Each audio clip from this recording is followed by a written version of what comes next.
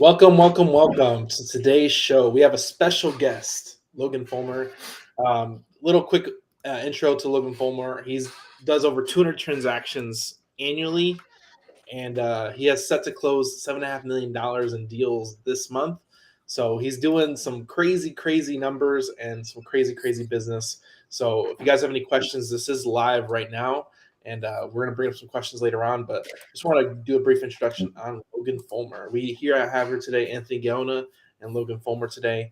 So one of the first things I love asking when we do this interviews is, how did you end up in real estate? Because I know you're oil field. So like, How did you end up in real estate? We don't want to go too deep into it, but that's always a good question. Well, so my mom was a realtor when I was growing up. And my dad was a CPA. So he'd always talk to me about finances, about people making money. And my mom's always talking about real estate. So it was kind of neat. The money stuff and the real estate, they're all there in the household. Made sense to me. That's how people make money. So I got in the oil business and I was working and saving and started buying little pieces of real estate. I thought, man, I'm going to go for broke here. And, didn't go broke. When did you start real estate though? So I've been in about 10 years. So 2012 is when I really started getting into it. I got a couple of rent houses at that time. I did a couple of flips. I realized I did the flips first. I did a couple of flips with my brother, and we did good. We bought a $50,000 house. Or no, let's see, we paid like $35,000, put 15 in repairs, and sold it for like $70,000. We made like $20,000 on this a long time ago. We did another one, we did okay. After we did a couple of them, we did all right, but we realized we were undercapitalized, man. And we didn't have a ton of experience either. I was like nervous. We needed more money to do these deals, in our opinion, at that point. So then I went to the oil field. And that's where I made the money. And then I started kind of easing back into it. That's cool, man. I didn't know that you were actually in real estate before you went to the oil field. I never knew that. I had like 3 or 4 houses. If that counts as in real estate, that counts. So my dad got sick. I was living with him, trying to take care of him and help him and stuff. And I was like, let's do these deals. And it was a try. I don't know that I'd say I was in real estate. I did a couple. Yeah. It counts better than in my book. I have that construction background with like 0 real estate. So yeah, I'm still the new kid, still looking around like, what the hell's going on here? Right. Dude. Right, so if anybody doesn't know, I did my very first deal with Logan and Ryan. I just posted online, and I posted in Roughneck to Real Estate. Shout out to Corey, Roughneck Group. And Ryan's like, hey, I want to buy that deal that you posted in that group. Can you go back and delete it? And I'm like, huh? Okay, whatever. I'm brand new, month in. I'm like, all right, delete the sucker. The guy said he's going to buy it. I believe him. So, I've learned a lot from you guys, obviously. Lots of trust there. Usually, like, anything they tell me to do, I'm just like, yeah, I'm just going to do it. It served me well. So, Logan has a good name in the game. So, yeah, man, we're excited to do this interview. So, tell us, how do you go from just easing back into closing $7 million in a month? Like, what does that look like? What's the transition like? See if we can fast forward a little bit to kind of get to the meat and potatoes of it. Man, yeah, it's interesting, man. I've thought about this a little bit more in the last couple of years because the way I've been running this business has just looked different. So I got to think of consistent themes kind of that remain throughout this process. And I was always looking for a little bit better deal, a little bit smarter way to do business, a way to get a little bit better return on the investment. And I always had the constraints of what the capital that I had or the knowledge I had at the time. So all of the time, capital would expand because I would heavily reinvest or save, and knowledge would expand. Just so as each of those expanded, we just kept stretching and stretching right at the edge of where those were. So it started out really buying some vacant land on the east side of San Antonio. And then I started buying some foreclosures. Those were great. You could buy them, either do a remodel and sell it, or you could literally, there are a lot of times our bodies just put for sale sign in the yard the next day and sold them and made good money without doing construction. Sometimes they even change the locks, dude. It's nuts. Yeah. So I like those deals. But from there, it started to get harder because you couldn't get the foreclosure deals anymore. So I'm thinking, dude, what do I do now? I still need to find good deals. And I've done a couple that were trouble deals, just had lots of owners, title problems, just code liens, all kinds of crap. And I remember looking back at the end of, I think it was 2017, maybe. The market started to get a little bit hotter at this point. I was looking at it saying, God, where did I get my best deals? And I remember looking at the ones that were all complete messes. And I remember those all had the biggest spreads. So I thought, okay, I think we should try to focus on these. And at that point, I started telling people, I want the messy ones. I want the troubled ones. I want the hard ones.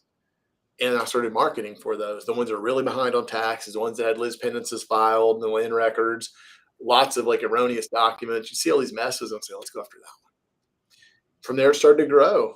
You know, I would do it because a lot of times you have to buy these cash. You can't use any lending because you can't get a title insurance policy because they're title problems. So I'd buy it cash, a $50,000 lot, $80,000 house, lower price stuff. And as I started to learn how to resolve those, I started to get a little bit more confidence. Because you're going to rip this check and hope you're going to fix it. And we finally got to this point where I realized we're fixing 98% of them. Every once in a while, we'll run into a problem where we really don't think we can fix it or it's not worth fixing. Most times it's working. So I started up in the ante. $200,000 deal, $300,000 deal, $1 million deal. I have the biggest one right now I have is $3.2 million. Wow. Nice, dude. Are these all, are you still, even as you move into these larger ranks, are you still following properties or are you just now starting to go into more like any route? No, they all still have problems. They're just different problems. You know, one of them had a terrible tenant. The owner of the property had sold the business that was in that property. He sold the business to another operator, and the new operator was running his business in there, and he was paying rent.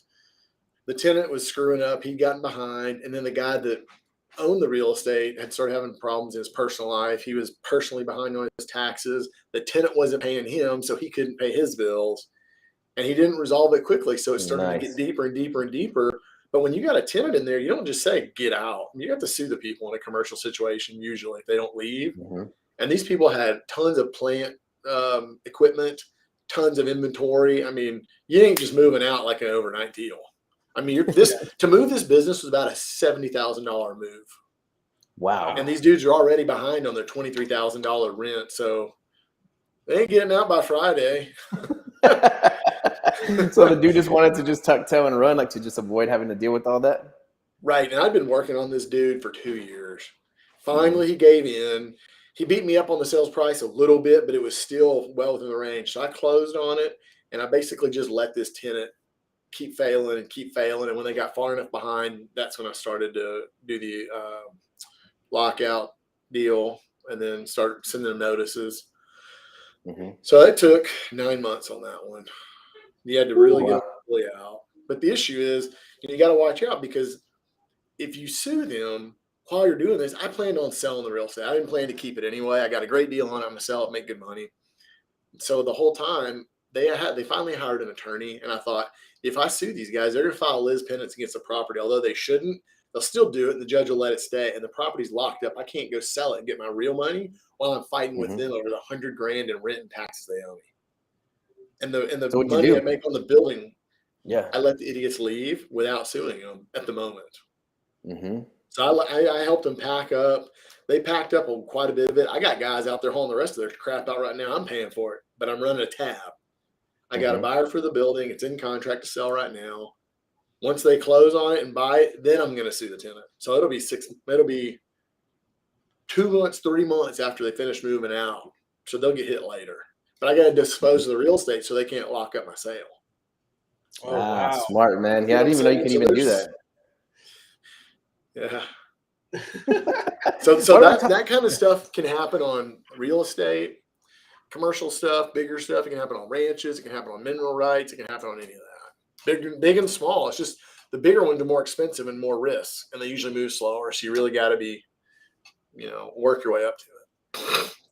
That's a story. That's crazy. That is awesome, dude. I think anybody that knows you or has known you long enough knows that you spend a little bit of time in court You want to kind of go into that and tell us what that looks like on the purchase side or the sell side, like things you should probably avoid, look out for, like places where you've got stuck before?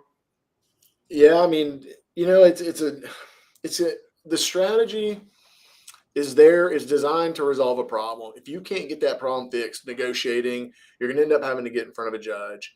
And there's always a solve there. There really is. The tough part is fact patterns are never what folks think they are. So you really got to understand what you're getting into and understand the risk. Even when you're right and you 99% think you're right and your attorney tells you you're perfectly right and all this, that doesn't mean the litigation is going to shake out the way you want. There might be all kinds of facts that you didn't know, didn't understand, and you wind up making mistakes or have made mistakes in the process. So just because you started this whole fight doesn't mean you're always going to win it. Now, if you're measuring your risk and you're really careful and you have good advice along the way, 9 out of 10 times you should prevail, especially if it's a business purpose.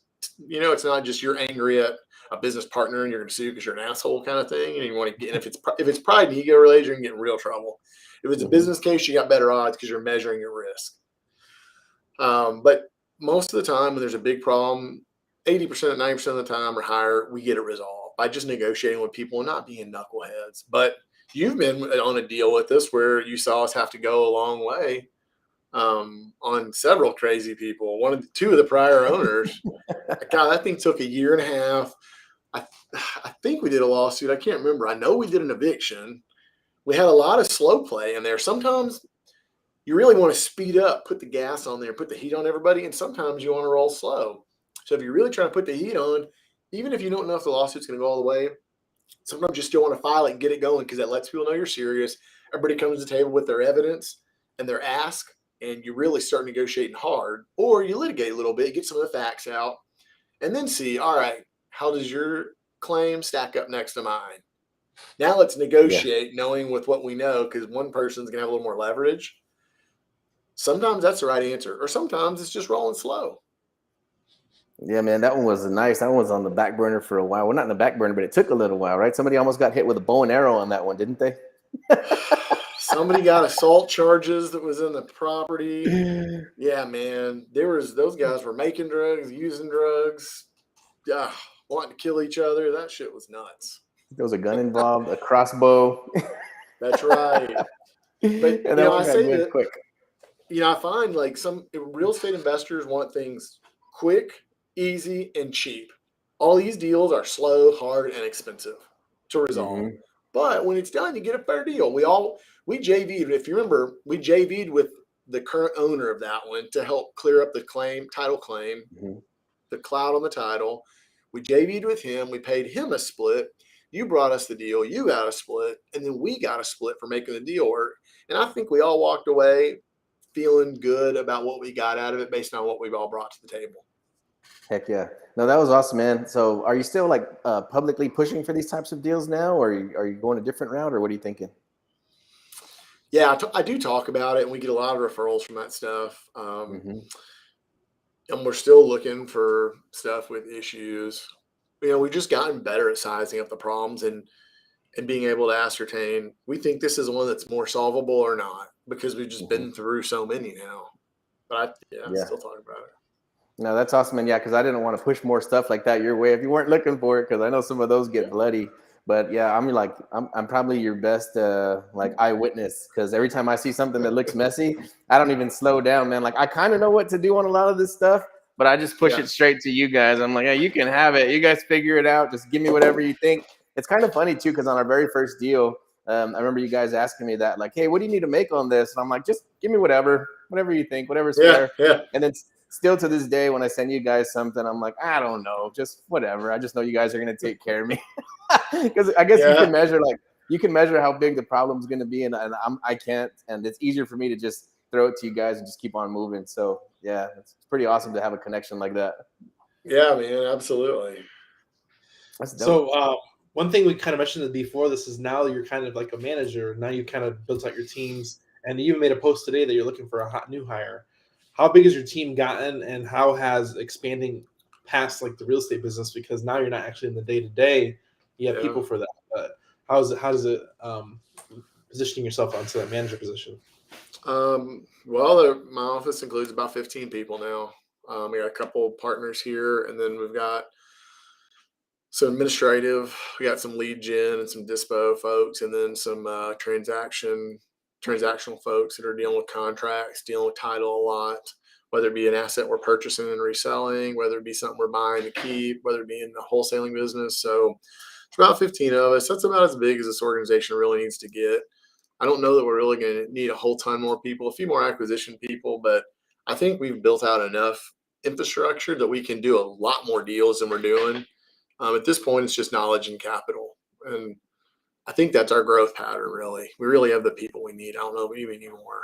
So that's neat. That's good to know. And in the last 6 or 8 months, we've really been working on just strategy, where deals are coming from, what we're doing with them, capital management plan. You got to have a lot of runway. Like we were talking earlier, you really have to plan how this is going to work.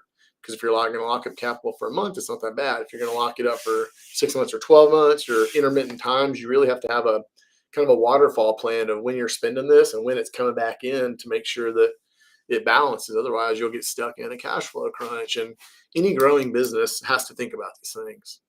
Some folks that are leveled, they don't, because they're kind of expected and consistent and all that. But if you're trying to grow, you better. So that's important. That's what we've been working on a lot there. In terms of the management stuff, you got to think of different things. I'm really trying to look at some of the other partners I've got and some of the other businesses we have and say, how can I affect them to help them be successful? Sometimes it's talking about their own personal finances.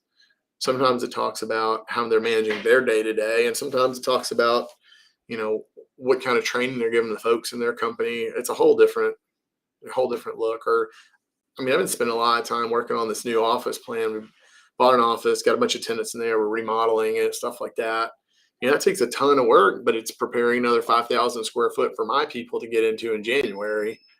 That's stuff I got to do while they're doing what they're doing. So that's kind of my contribution to help putting, the feet under them.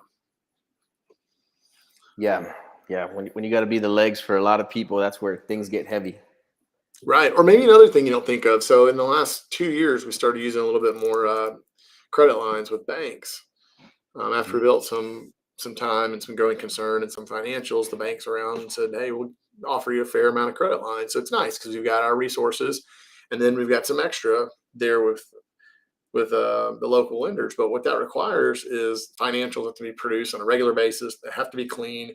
You got to take a minute and explain because our business is changing so rapidly. This financial relative to 6 months ago might look radically different. So I got to go in there, explain why, keep them up to date, and keep them comfortable that these credit lines that have extended to us are still safe. And what we're doing with their money is still what they want us or feel good about doing. So that stuff is happening while somebody's over here in the field cutting a deal with somebody right now. I'm doing that to make sure they got capital behind them when they ink that contract.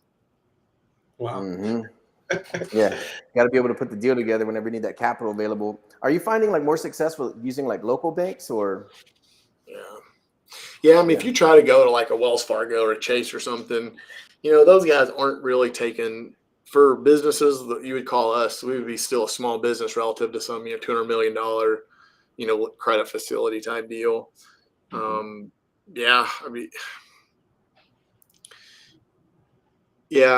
you go to those kind of guys, they want a different level of financial. And a lot of small to mid-sized businesses don't have that. But a lot of the local lenders will do it. They've got certain size clients that they like. You might have a local bank that only has $100 million in capital total, and you want $2 million credit line. Well, that's 2% of their total available credit. Mm-hmm. So you can do that, and that's not bad for them. But when you go to also getting those kind of credit lines available is a whole heck of a lot easier with a local bank than it is with a Chase, for example. Mm-hmm. Those are tough to deal with. So how does somebody establish a relationship with a local bank like that? Do you have to just go in there and is it applying for a credit line? And then based on your financials, you start with a credit card, or how do you even start a relationship with a bank like that? We started with accounts there, and we operated for a couple of years, and they could see our accounts. We'd use them, we'd grow them. There are lots of deposits. And the accounts were getting better and better. And of course, then we had financials that started to look better. So after a couple of years, we started having conversations with the guys that were running that branch on top of their commercial credit department. And we'd say, hey, this is what we're doing. This is what our books look like. Just start opening up conversations with them and telling them, look, we're interested in commercial credit with y'all in the near term. And we started out with something tiny, relatively tiny, 100 grand, not a ton. We had 30 people personally guarantee it. And everybody had good financials. So they were thinking, of these three, if they default, one of these boneheads can get the money. Neat thing is we always had some real estate.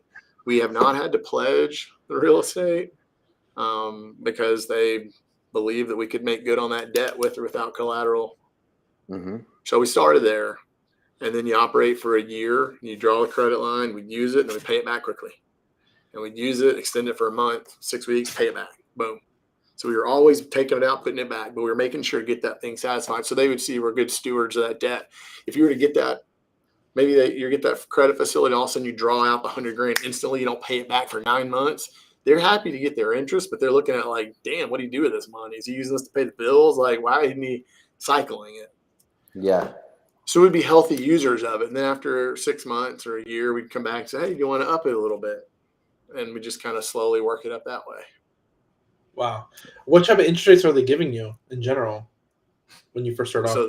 So that's the cool part. The interest rate, it's either you're credit worthy or not. It wasn't like they're going to give you the credit line, but it's a higher rate. So for us, we started at, so this was 2018. We started at 6% was our first one.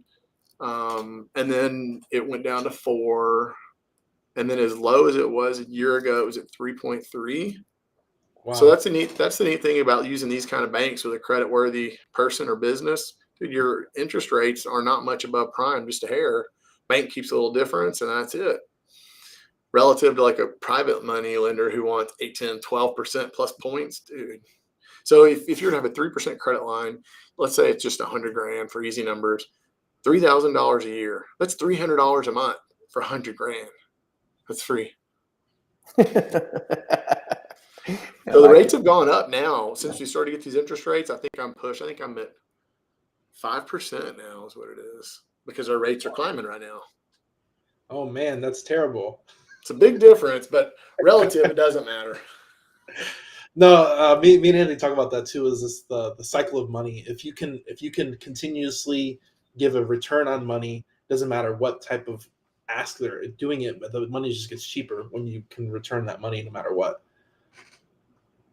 Yeah, it's always been like this. The people that need the money the least get it the most and at the best rates. It's very low risk. I just recently heard that phrase. It's when you need the money, nobody wants to give it to you. When you don't need it, everybody wants to give it to you.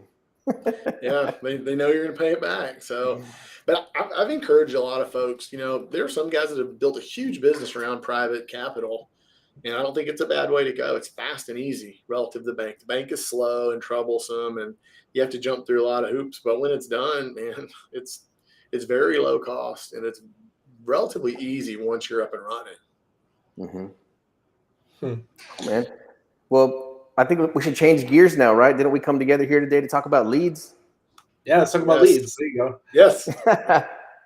So, what is your lead source for troubled leads? Because I've heard this before, but I think now you're kind of doing a little bit of variety of different types of leads. So what's your main source of leads now? So there are two sections. I guess I'll break the business into two. We've got our wholesaling business. And then we have our business where we're buying assets. Maybe they're going to be rentals. Maybe they're going to be just flips. We resell them, something like that, but something we're intending on buying. And those still are non-owner occupants and delinquent on tax. If they're out of town, like out of state owners, they're usually better. But those are the 3 best items I can find for your best deal. They don't care. They don't live there. They're already behind a little bit. It's not like they got to move out of the place. All they got to do is just sign a contract, and it's easy. So those are some of my favorites. We'll pull that from the tax authority, and for like $200, you can get you the entire Excel list. Yeah, I think we pulled it a couple of times. That's a pretty big file to mess with by the time you go through there and clean all that stuff up. Right. But the neat thing is it's cheap. So you can, we started out doing that stuff just in Bexar County. Those were easy. Now we're at the point where we just recently, for the wholesaling business, pulled a lead list that includes, basically we took I-35 from Oklahoma to Mexico, and we drew 60 miles west, 60 miles east. So it's a 120 mile wide band from Oklahoma to Mexico. Every county that was in that band, we put them on the list, and we purchased a huge custom data set. And that's the data set that we're using for the wholesaling business. So we'll peel out about 100,000 leads of that per month and send it through the cold callers. And then they'll cycle that 100,000 leads all month. The next month, we'll pull another 100,000 out of that list. And that should be enough leads, that whole data set, for 12 months. Yeah, Lee. What was the total number on that pool? Do you know? No, I don't know. It was filtered. We included certain sizes of ranch land and multifamily.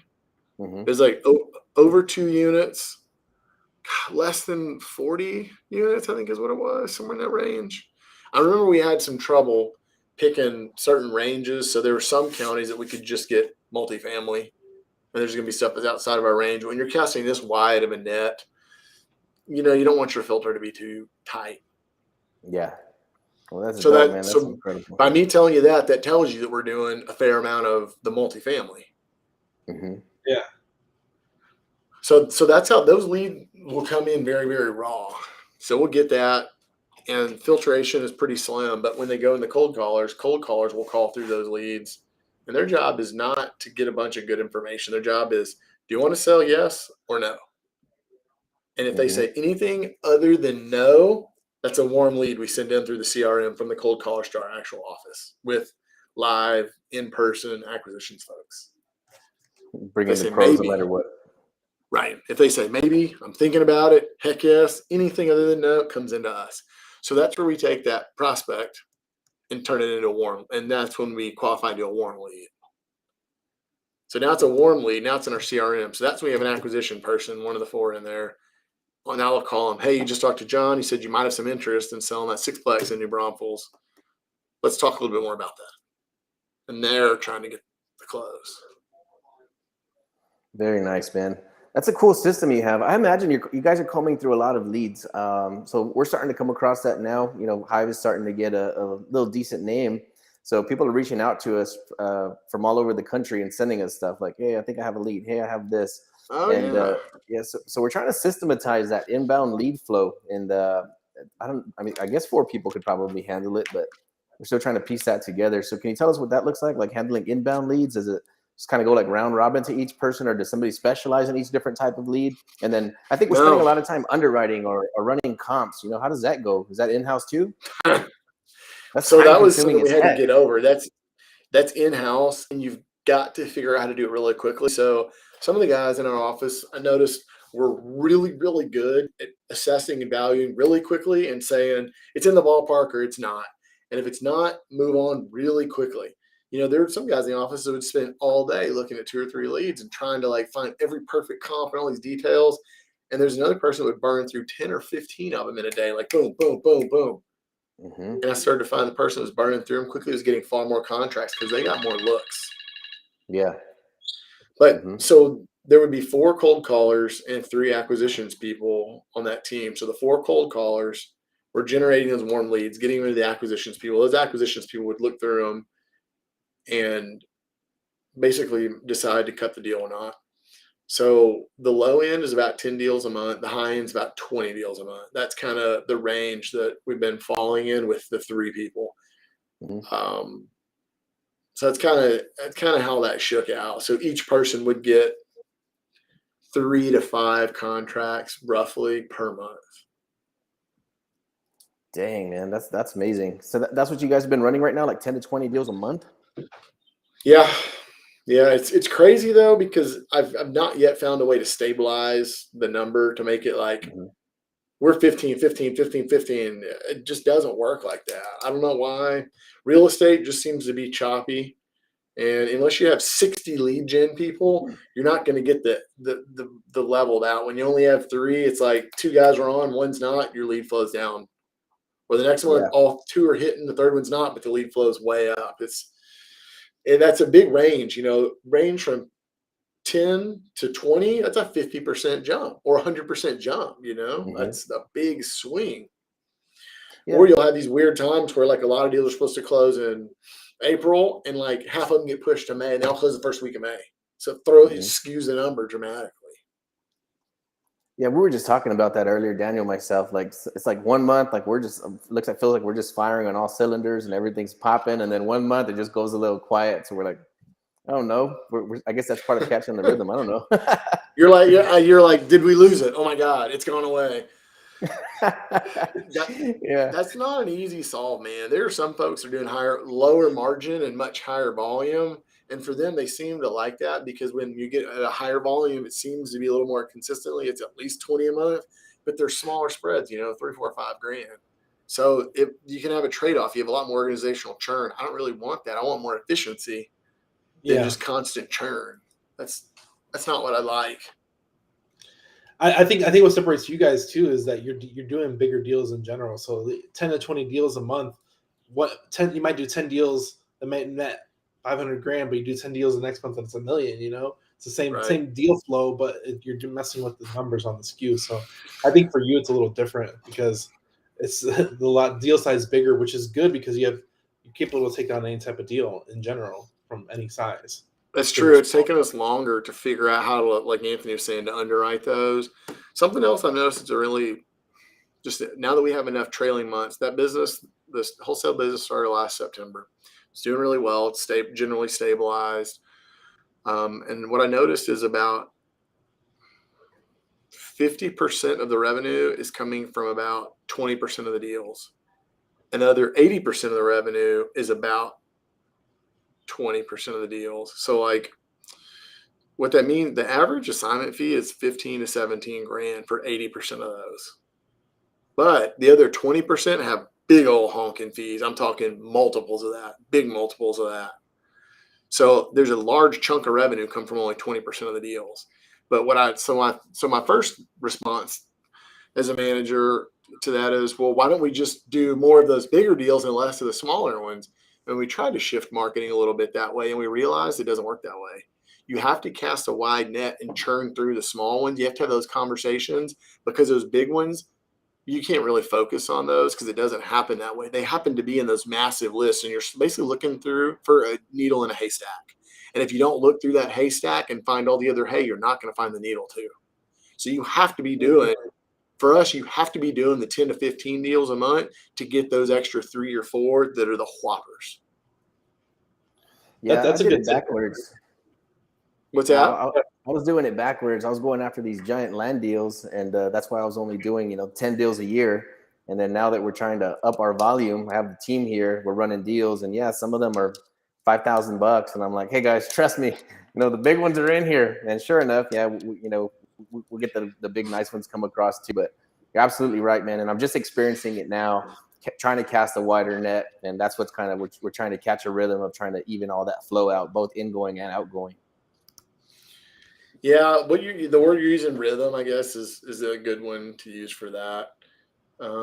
You're having to really pay attention and watch how things work, and building the business is one thing, but optimizing it is a whole different ball game.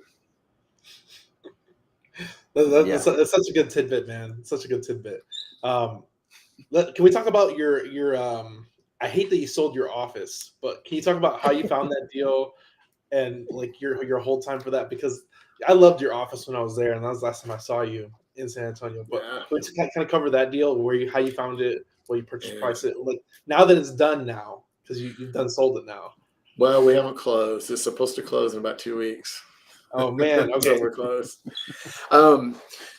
So Ryan and I were looking at the foreclosure list in 2018 wintertime. It was September, November range. And we were looking at a particular zip code where most of the houses were selling for less than 200 grand. And we see one of them for 490. I'm like, dang, that's an expensive one. What the heck? Is it a commercial building? Is it a big piece of land? And this was a smaller infill subdivision right adjoining the Pearl. And I was like, man, that's a strange price. So I Googled the address and see this big old historic mansion. And I think, oh, what the heck? Okay, this is interesting. And I've never done one like that before, but I thought, well, how do I size this up real quick? So we drive by it, and it's just a neat thing. And I thought, man, let's call this guy. What the heck? Or actually, Ryan was the one that suggested. He goes, why don't you just call him? I was like, okay, why not? We've been looking for an office, and we thought maybe it's big enough because we were leasing an office at the time. So we meet with the owner. We walk the place. And I'm saying, hey, man, you thinking about selling this? And he's like, I kind of have. And in my mind, I'm like, well, you better do it before next Tuesday or the first Tuesday of next month, because that's the foreclosure. But I never told the guy I knew he was in default and knew it was going to be sold because I knew if he owned this, he had some money. I figured there'd be some pride and ego issues there. So I didn't talk about the foreclosure. Never to this day. So we talked. I made him an offer of he owed like $430 or $440 or something on it, and I offered him $500. That way, there were outstanding taxes of $30 or $40 or something like that. So my estimate was, the loan was only 2 years old, which I thought was strange. So I thought, if you pay off the loan, pay off the back taxes, you walk with $50,000. Yes, sir. I know that's not really, really high, but that's the best I can do. And he says, man, I got this architect firm offering me $700. I'm like, shit, that's a good deal. Honestly, you should take that, man. I can't do that. So he says, well, I'm going to talk to him. We'll see. Thanks for your time, whatever. I call him a week later. So this is 3 weeks. It's like T-minus 3 weeks to foreclosure. So that was the first week we walked it. Second week before foreclosure, I call him, hey, man, do you get that offer from the architect firm, whatever? Nah, I'm still talking to him. I'm supposed to hear back from him this week. Week before the foreclosure, I call him, and he stops answering my calls. I'm like, oh, typical foreclosure guy. So I call the bank and say, y'all, it's a local bank. And he's like, y'all still foreclosing? They're like, oh, yeah. The dude ain't paid us yet. They're pissed.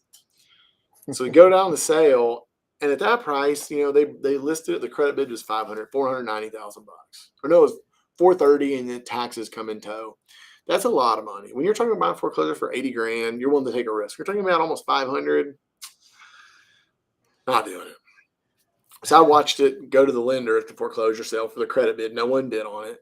And then I went to the bank the next day with a contract. I was like, hey, guys, here's a contract. So we cut a deal, $490. That's what I paid. He let it go to foreclosure? Yeah. So he would have walked with me with at least $50,000. Let it go. Dude, what's the psychology behind that? I don't want to veer too off from the story all the way through the sale, but why do people do that are in foreclosure? What the hell happens in their brain? There's like, I'm going to lose. I don't want anybody to get it. Or they know they have a little bit of money coming. What the heck?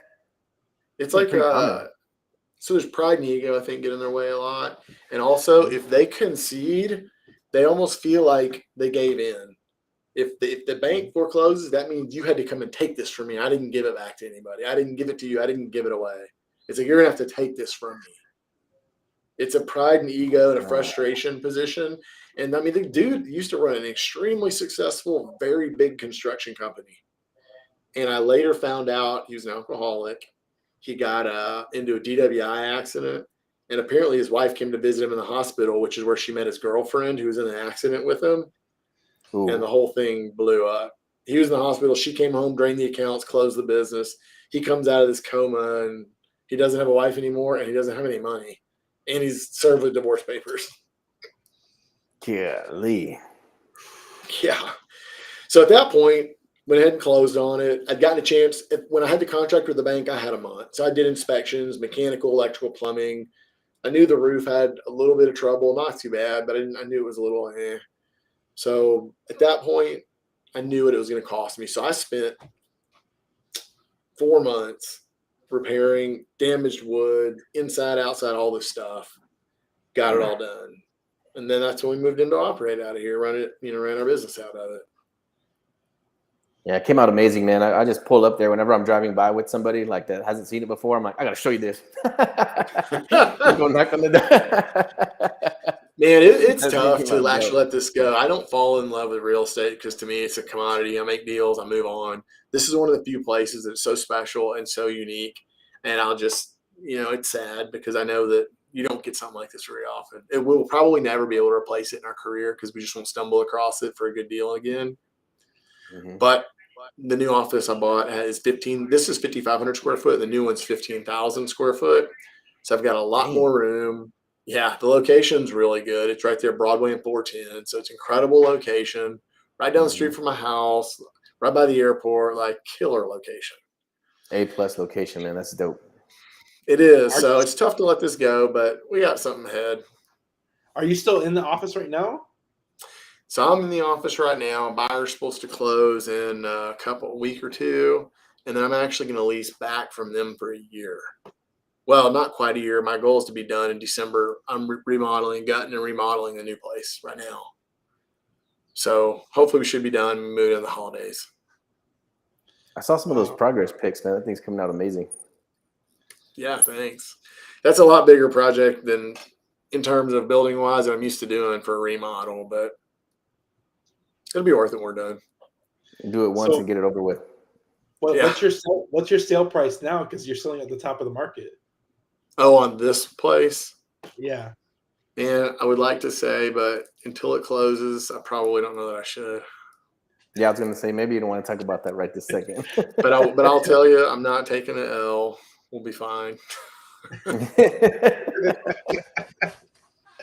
Well, I mean, you don't lose on deals, right? Normally, no. But so let's talk about this. Let's talk about losing in real estate, because you said real estate investors don't lose money, right? We're always on the winning side of the business. Let's talk about some losses. Have you had some really bad losses that you kind of faced head on that were like, yeah. That one hurt? The first, I guess, rule or goal should be to never risk principal. So let's just say you start your business with $100,000, easy number, whatever. You don't ever want to risk that principal. You want to grow it. You want to invest it. You want to grow the business, but you want to risk that initial investment. As you make more money and reinvest more, you still want to risk that investment. So when you go to invest, let's just use a flip house, for example. You're going to buy it for 100, put some money into it, and resell for 200 maybe. So if you break even, that's one thing. But if you sell it for less than you have into it, you're risking principal. You're losing money, and that's the hard part, because you have to make twice as much when you lose. Because you got to pay taxes on it. You got overhead. And then you lose some of that. You really have to work double as hard to recoup that loss. So there's so many bad cases for that. But they're about, I don't know, 1, 2, 3. There are 3 times where I've lost money. One of them was on a big flip house, and 5 years ago, never forget, the number stands out, and I talk about it often, $54,000. That was a whopping loss at the time, and it really hurt at the time. So in that case, I overshot the market, I undershot the repair costs, and I overpaid. Basically, every one of those things I was off because I was so optimistic. I'm going to flip a house in Alamo Heights. Everyone's going to love it. It's going to be so valuable. The market's going upwards every day. I was wrong on all accounts. And in that case, I borrowed private money. So I had to bring 54 to the closing table to pay off the freaking debt and interest. Ouch. Oh, That's a good one. That was tough. But what came out of that loss is it made me look at every single deal differently. And I said, I have to get better deals. I have to get the deal so good that if I overprice it, if I undervalue repairs, if I miss the market, if I do all these mistakes, I still won't lose money. So what that did is, let's say, so on that house, for example, I paid $330,000. Nowadays, when I look at a deal like that, I wouldn't pay more than $150,000, which would leave an additional $150,000, $180,000 difference. That's how much more disciplined I got, because I can make all those mistakes and still not lose money. And now you say, oh my God, how do you get a deal like that, right? How do you get deals like that these days? They don't exist. Well, y'all both know my volume is pretty good. So they exist. You just have to look differently for them. But if I wouldn't have had those heavy mistakes, a couple of those early on, I wouldn't have told myself, oh my gosh, I would have just be moving through doing these smaller little flips and little deals and making a couple bucks here and there. And I don't know if I would have gotten the shakeup that said, you need to look harder, dude. Yeah. So that was one of them. There was another one where one of the lit cases we made some mistakes early on, and I didn't realize it. We had legal advice all the way along it, 2 attorneys, and we made some mistakes. We got deep into the lawsuit, and the other party did a great job litigating and basically showed us our mistakes. And I knew at that point I need to cut a deal, because I don't think I'm going to win a trial if this goes that far. So in that case, I wrote it down and cut a deal that cost me money. So that caused me to look at those type of cases much differently. And we do a different kind of review on them now so that I shouldn't find myself in those positions as often. Yeah, I noticed one thing that stands out to me. I've had probably a lot of mentors, but you and Ryan being the front runners that have been there, like I said, the whole time. But I think one thing from the beginning when I first got in, because I am one of those ready, fire, aim guys, is you think a lot in terms of defense. And at first, I was kind of a little annoyed by it. I'm like, this guy's too careful, but everybody thinks you're negative, Nancy. From. They think you're negative Nancy. They think you're always talking shit of a deal. They think it's no fun. But you know what I'm doing? I'm making sure no one loses their ass. Yeah. And I'll tell you what, I have 3 losses. One of them I only made $1,500 on. It was a flip. I call that a loss. I worked on it for 2 months, invested money, and walked away with $1,500. I had a partner in the deal, so he got $750 and I got $750. I worked 2 months for $750. That's a freaking loss to me. Yeah. But I want my 2 months back. Yeah. Right. Yeah. I want my 2 months back. You can keep the $750. But so those deals cause us to look at things differently. And now I'm never worried about the profit anymore. I'm worried about all the ways you can lose money. And if you assess a dollar amount to all those and get a subsequently equivalent discount to those potential risks, now what you have is a margin of safety, but it's a convertible profit margin. It can be a margin of safety or it can be profit, but it can convert into a margin of safety if the market starts to weaken, if you make mistakes.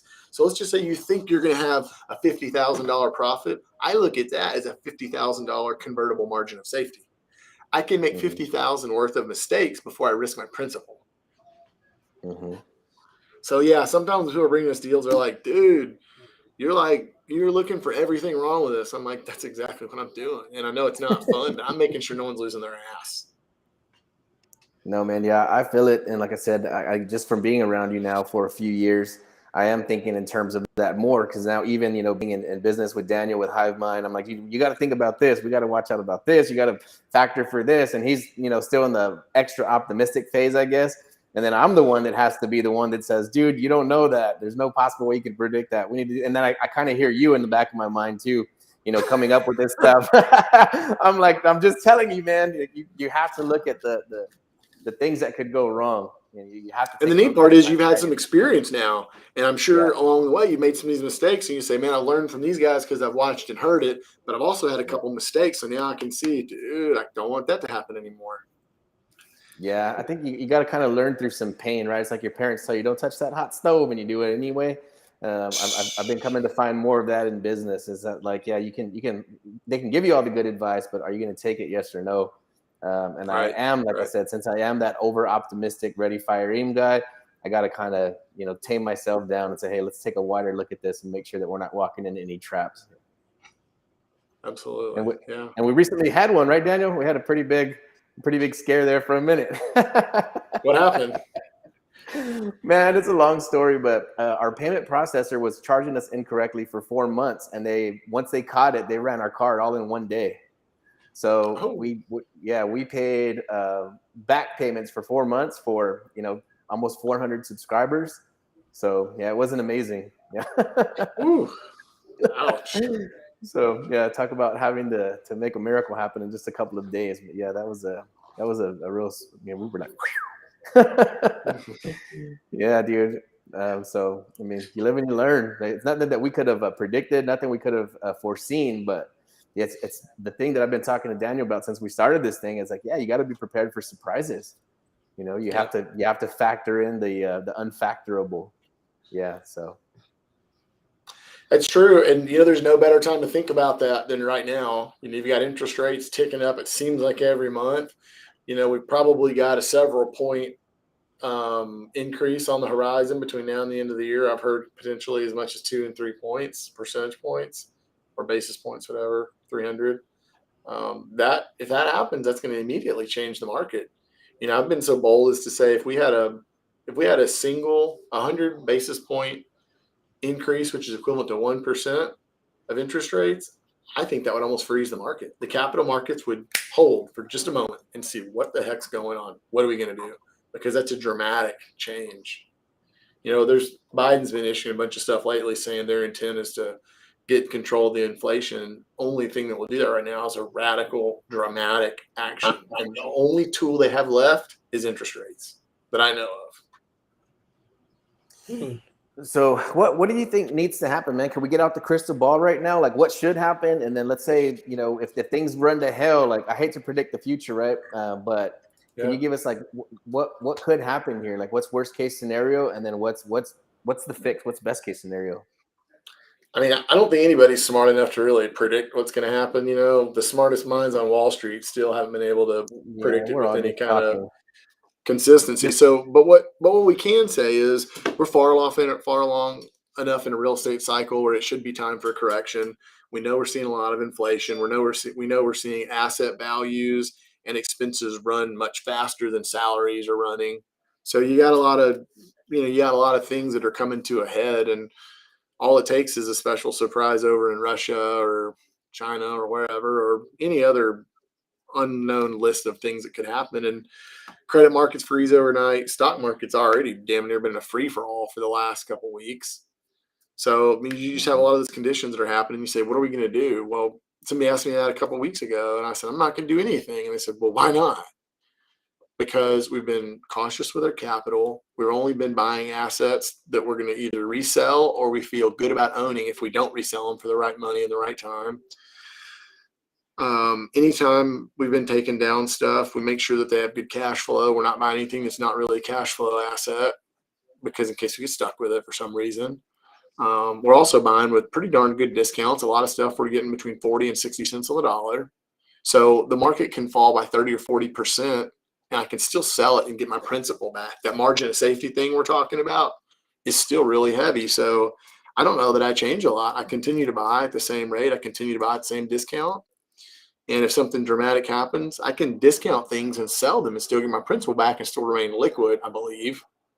Mm-hmm. But what is a different thing at this point? For the last 10 years, all these hedge funds have been in love with single family housing after BlackRock hit their home run buying all the single family houses. Mm-hmm. So, I wonder when we start to get some softening in markets and real estate markets and things, do we get the softening in the single family houses? Maybe we do, maybe we don't. But if we do, I still think there's a ton of the investment grade buyers, not investments like flippers, but I mean institutional grade buyers. Right now, they're buying houses by the boatload. I'm talking mega. So that could probably still exist because they're doubling down on single family housing. It's proven to be a really good investment over time. Mm-hmm. So my gut tells me there's still probably going to be a lot of those big fund buyers still buying single family. So I like that because that tells me, all right, great. Maybe I don't buy so many ranches. If I can get a good deal in offices that have cash flow, I'll keep buying those things and kind of improving them a bit in terms of the economics, and maybe spend more time dealing with single family stuff again because we know how to do it so well. We can change gears and say, take that multifamily lead list out of the till and stick the single family lead list. Because remember, I told you I got all those leads. Let's just do a different filter and pop it in. Boom. Now we'll do single family starting next week. Mm-hmm. Yeah, I like the strategy. I haven't even talked to you about that yet, but I've been primarily doing land for the last 3 years, and it's been going really good for us. It's like kind of that cool niche that nobody's paying too much attention to. But myself, even just without even, I guess, thinking about it, I am starting to think a lot more about getting starting to market for houses. Yeah. So, and I've always thought, and I've talked to folks that were doing real estate in the last slow period. Mm-hmm. And they did say land was one of the first things to slow down. We haven't seen the slowdown yet. I'm just trying to gear up. Well, no, I agree. Yeah, I haven't seen that either. But, so then you have this interesting thing about a lot of folks are spending a lot of money on land because land prices have been running and folks are coming to Texas. So land has really got a lot of attention. So when markets slow down, do you get some softening in land pricing? Probably. Do people completely stop buying it? I don't know. Maybe the economy stays a little bit stronger in Texas. Even in our last downturn, Texas was still much more healthy than all the rest of the places. Now, granted, we still go to the foreclosure auction and get a house for $40,000. That was pretty neat. But we were far healthier than most of the other states. So I don't know what all that means, but I know the energy business is getting a little healthier again, and San Antonio is heavily affected by that. And so South Texas and, by and large. So I think that helps us. Yeah, I'm gonna still keep playing the land game. I don't know that I'm necessarily gonna keep closing on stuff, but I'm gonna do a bigger push for land right now, and I'm gonna see what we can pull back. Because like I said, that yeah, the prices have been going nuts, man. Even these sellers are just they're asking like the prices they're asking are just crazy now. I mean, it's getting harder and harder to find a good land deal. So yeah, I think we do need a little. We deserve a little bit of softening of the prices for sure. But I'm gonna keep pushing it, man. Like I said, maybe just stick to wholesaling instead of closing on land right now.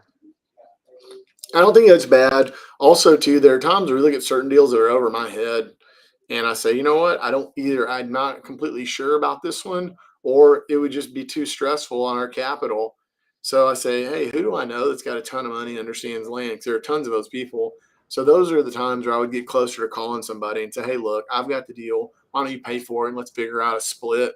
And I wouldn't use any of my own money. I would be flat out honest with them and explain all those things to them. If they still felt like they felt good about it, let's do a deal. Let's use your money. Mm-hmm. When you get into higher purchase price stuff. Yeah, we're looking at that right now. Now I'm starting to have those people in the pipeline now that I can call and say, hey, can I borrow $500,000? And, yeah, sure, whatever. Yeah. But now that you do have that superpower, now I'm trying to protect their money, you know, more being a little bit more cautious because it's somebody else's wallet too. So I'm like, now we need to buy even deeper, more carefully. Well, so I agree with that, but I also agree that you got to find somebody who might be a little bit more of a specialist that has Yeah. they've got maybe a longer trajectory for their return. They might be willing to wait longer. And in those cases, I would be real clear. I would say, look, I'm not 100% sure about some of this stuff, which is why I'm not, betting my farm on this. But if they feel good about it and they understand it and they're willing to do it, I mean, I wouldn't hide any of that. I'd be very upfront. And if they feel good about that, then it's okay. Well, I've got the lead, so let's make this deal work. Yeah, that's what we did. We got one in Denton right now for 300, and that's what I told him. I said, hey, look, it's definitely not going to lose. I said it's a guaranteed win.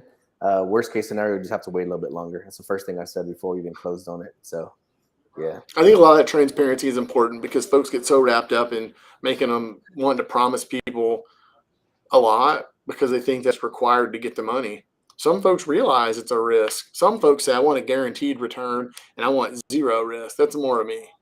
But some guys just say, I'm willing to take on a little bit of risk. I'm willing to see how this goes. And another thought is, let's say you buy that land for 300 grand, think you're going to sell for 400 grand maybe. Well, what's the worst case that's going to happen? They say, well, I got 300 at risk. No, you don't. Let's say you buy it for 300 and you got to cut bait because you screwed up and you got to sell it for 280. So you walk with 280. You don't have 300 at risk. You have 20 at risk. Yeah. You're not going to buy the land for 300 and it's going to be worth $0. Come on, man. So maybe you have half of that at risk. What's your value at risk? Maybe it's half. Yeah, that's the way I think about it. And that's what I've been telling a lot of people. Yeah, is that you're definitely not going to lose, right? Because the game we've been playing and we've been doing what you've been doing, buying it deep enough to where there's enough room to have fun with everybody. But that's what I told them. Like I said, you're not going to lose. 100% you're not going to lose, but you might have to wait a little bit longer or, like I said, liquidate and get nothing back. Or another option is you say, you know what? I'm the one that brought the deal. You decided to get involved with it. We tried this. Doesn't look like there's going to be any profit. I'll let you keep whatever it is. I'll either deed my half to you or I'll just pass on any of the proceeds because we don't think we're going to make a lot of money. So I don't need to make any money on this. You're the one that risks all the cash. If we're only going to make a small amount, you just keep that. Don't worry about it. Let's go. That's fair to me. Yeah, I teed it up that way on this one too. I said, hey, if we end up having to get too low on our profit or our turnaround, I'll just take a zero, right? So I just invested some of my expertise and my knowledge, my time trying to market it, and didn't happen. We'll walk away and I'll get nothing. I'm good with that too, man. I like to try to make sure that everybody wins. Yeah, I agree with that. I do agree with that. If you're not too greedy, you're willing to share. Makes a lot of sense. Yeah, I can kind of tell now. Oh, go ahead, Danny. I was gonna do. Go ahead and ask your question. I'll go after you. No, I was gonna say that's kind of just how I do it. I can kind of tell if somebody's gonna be a good fit, like for a business partner with myself. If they start doing calculations and percentages before we actually have a deal on the table, I'm like, nah, forget it. This guy's getting crazy. Yeah, you gotta be willing to be flexible in this business if you want to partner with a lot of people, and I've been pretty good at that. Well, I mean, that's a fair statement, actually. Everybody sees stuff differently. Everybody sees their deals differently. And if you're not willing to be super flexible, you're going to have a tough time making something work. Yeah. It's like, because what we talked about right now is like all the variables, right? You can't foresee the future. So you say, yeah, this looks like an amazing deal, but we don't know what's going to happen on the back end. So Yeah, you got to have some level of flexibility going into something with somebody else. Yeah, I'd agree with that for sure. So, what is a quote that is yours or somebody else's that you resonate with? Good quote. Oh, dude. It's a good one, actually. Let me read it to you. See, I know exactly which one I'm thinking of. That's why I asked. Okay, this is a quote from Gone with the Wind. Do you mean to tell me that land doesn't mean anything to you? Why, land is the only thing in the world worth working for, worth fighting for, worth dying for, because it's the only thing that lasts. I thought that was a fun quote, and it was really relevant to our business. You know, I was having a conversation with a guy the other day. He's an attorney, and I happened to bump into him at a party of a friend of mine.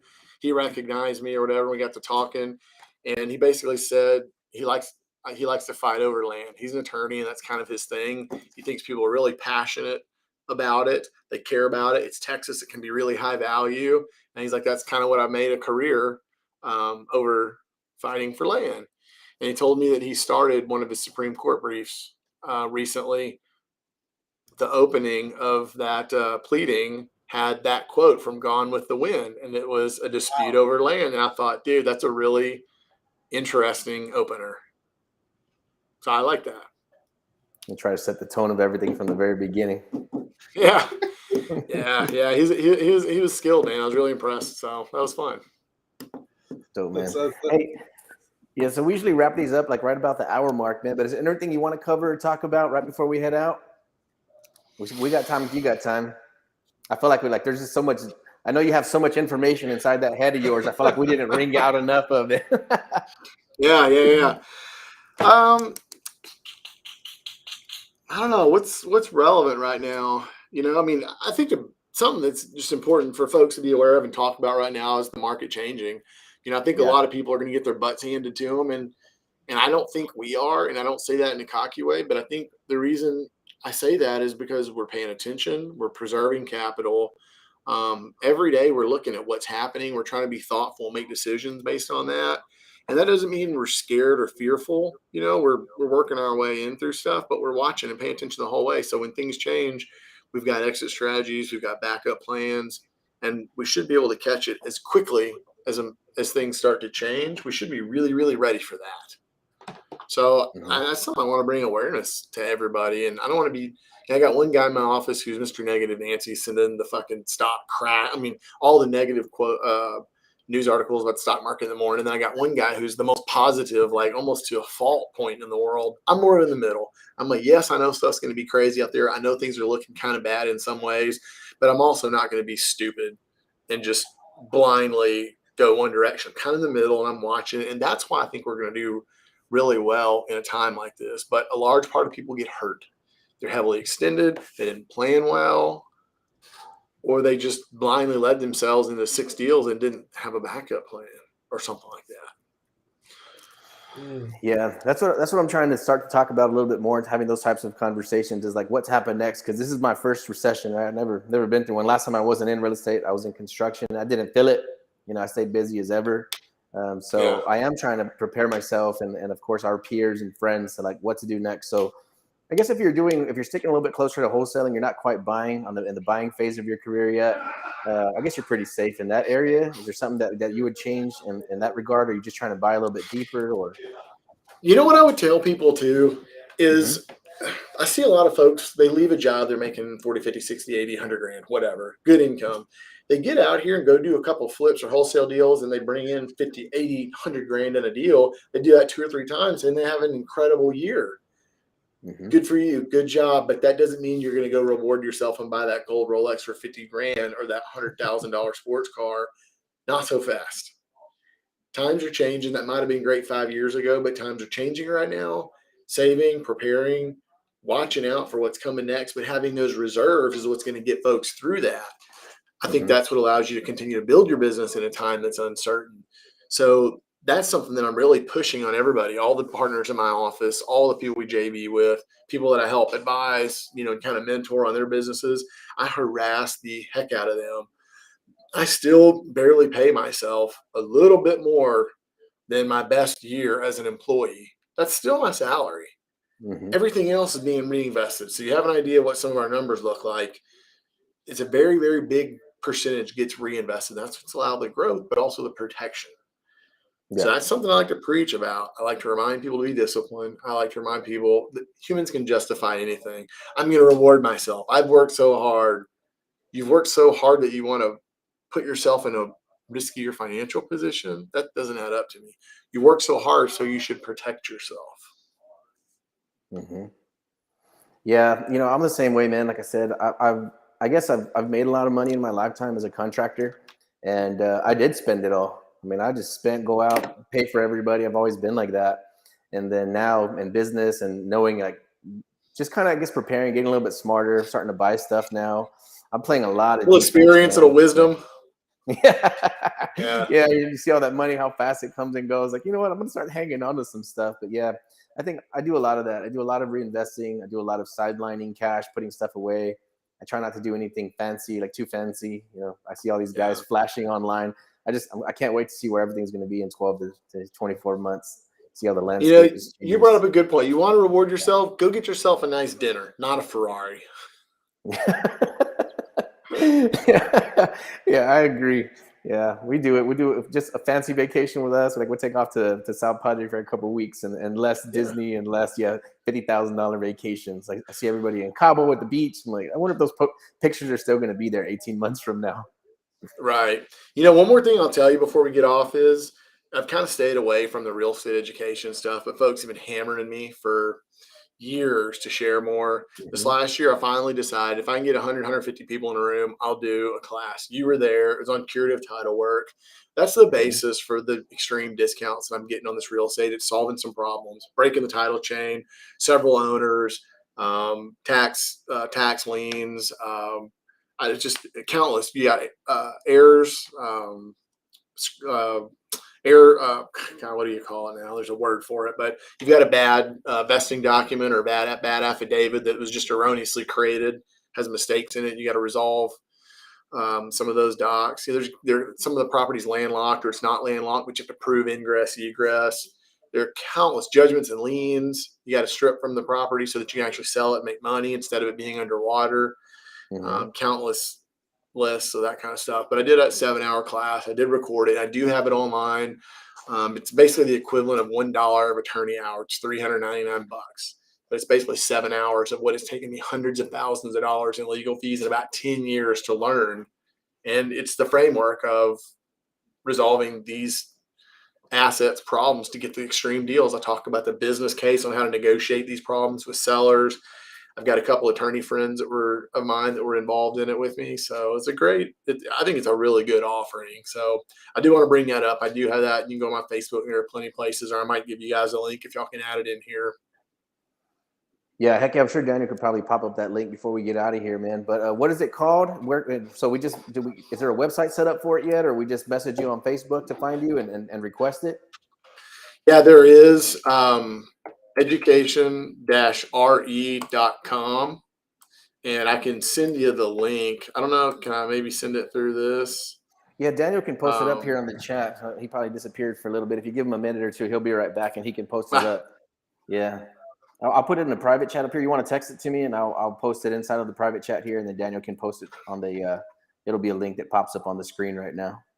Oh yeah. Okay. I can do that. Yeah, man. Yeah. I want to reiterate. I posted this on Facebook the other day. Yeah, but Logan has been in my corner, especially Ryan. I've been in communication with Ryan all the time, and sometimes he's the intermediary between the two of us. But these two gentlemen they've walked me through, like I said, since my very first deal. I just texted Ryan today, asking him for help today. I had some sellers in my office today, and I texted Ryan right away. I called Ryan actually on speakerphone. I'm like, hey, I need some help. So if anybody doesn't know who these gentlemen are, I have people asking me all the time. They're like, man, I can't believe you've only been doing this for 3 years, but it's not me. It's never been me. It's seeking out mentors. It's working with other people that have been doing this a lot longer. And, somebody like yourself who's an expert, especially in so many different areas. I feel like almost like you're not even a real estate investor. Like, you're leaning towards like a data scientist / like attorney. It goes much deeper than to just, signing some title docs and showing somebody a house. So it's like its own business in itself. So if you're offering something, what'd you say it was, $399? Yeah. Yeah, I can imagine. I've seen a lot of gurus, posting this stuff for 20 and 25,000. That's what I feel like. I feel like the information that you possess and that you share, openly, because you guys have never denied me. You've never declined me and said, "Hey, we're just not going to help with that." Everything I've ever reached out to and asked you for, the information's been there. So if I can't. There's no way to cover it all, right? It would take probably months and months to just cover everything nonstop. So for $400, guys, if you're in this space, if you're in the, in real estate and you're trying to learn and you want to niche down, it sounds like you better get good at it right now with the market changing. Yeah, I'd say make sure you grab this link right here or message Logan. We try to get it pulled up right now, but if not, yeah, make sure you reach out. Grab the information. It's something that you're probably going to have to watch 10 or 20 times, because even me being there at the event, like, dude, I topped it off. I was like, crap, I can't learn anymore. So I was hoping there was going to be a recording, so I'll make sure I pick it up right away too. But yeah, guys, check it out. Sure. Definitely. Yeah, you're going to have to get a little bit more savvy. You're going to have to learn a little bit more if you're going to want to stick around in real estate. I promise you, we're going to have this conversation again 6 months from now. We go live again 12 months from now. And half the wholesalers that that are posting every day on Facebook, they're not going to be here anymore. They're going to be selling cars, or they're going to be in construction. Yeah, that could definitely happen. When things change, we're going to see. Yeah, I noticed even just something simple like in San Antonio when the hail fell, when we had those hailstorms, all of a sudden everybody's a roofer, so yeah, you got to be prepared to change with the times. So no Daniel. I guess I don't know if he's coming back or not. I don't know where he went, but hey, you get that link I just sent you? Hold on, I'll make sure it's in the. Yeah, so we did you want to tell us what's involved in that curative title class? I can do a brief recap, but you can tell us better. What is everything that people can expect to find in that link when they make that purchase? You went over easements, you went over all kinds of stuff. Yeah, man. God, I can't remember. I'll have to look at the outline, but we did go over easements. We went over specific performance lawsuits. Some of those aren't necessarily curative title work, but it kind of falls in the resolving problems. We talked about landlocked property. I talked about resolving judgments and liens. There's about 10 different kinds of judgment liens we talked about there. We talked about some HOA liens. Those are a little bit more specific and unique. We talked about breaks in the title chain, orphaned and unresolved estates, unresolved estates. Those are some good ones. I had a couple of attorneys spend some time talking about those because there's a lot of technical stuff that needed to be part of that. So there's 2 attorneys there. And then we had some pretty good interviews with folks that are actually really formidable real estate investors. That was something I was excited about. We had some great people there. And what they were adding, I thought was huge because they've got tons of experience. And since this, I would call it discipline, doesn't really have a rule book. It's kind of just a lot of folks figuring out how to do messed up deals. Each person looks at it completely different way.